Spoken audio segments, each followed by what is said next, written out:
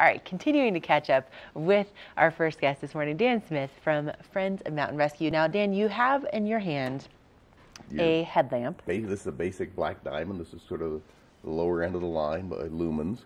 But if you're out there, especially right now, when it's dark, it's dark. Moon's rising late, so at about 7:30, you're going to have trouble counting fingers on your hand.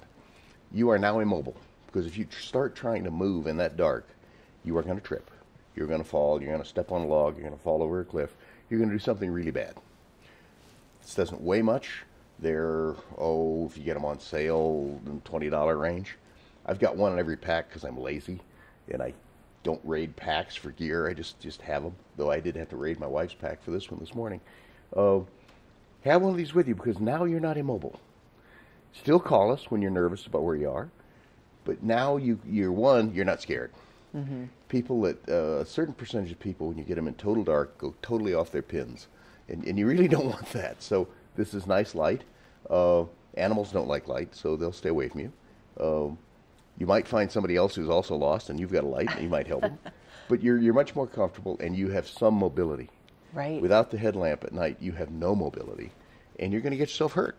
If all you are is lost, or all you are is, I'm not sure I can find my way down this trail in the dark, call us. That's fine.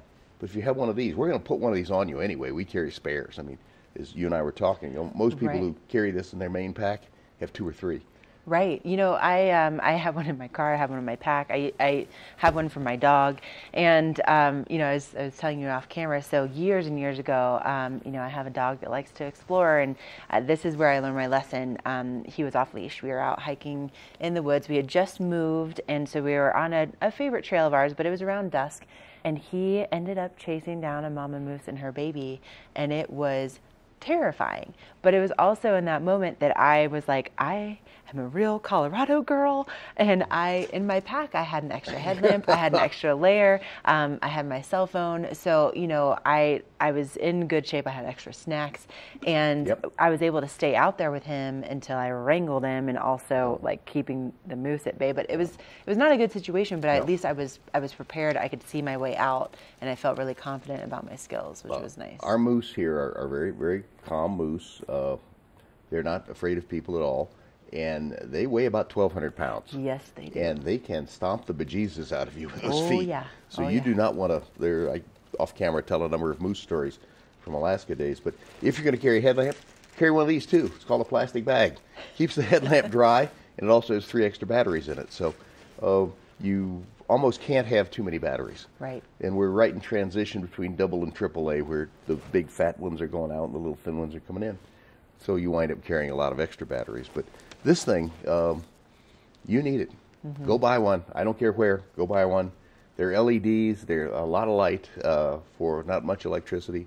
They work really well. I've even found some like at the grocery store, like the big box stores, and those ones work great. You know, as long as you have them. I keep spares like when friends come to town and stuff too. But so just simple things like this can really help you out in a bind, but also what else can help you out is calling 911 and getting a hold of Mountain Rescue, and you're never going to charge for that. Never going to send a bill to anybody, and we actually get there pretty fast. Now, don't expect us to be knocking on your helmet 5 minutes after you call. Sure. We're not sitting in the building waiting for a call, so it's about 45 minutes as a minimum for us to get to you if you're close in.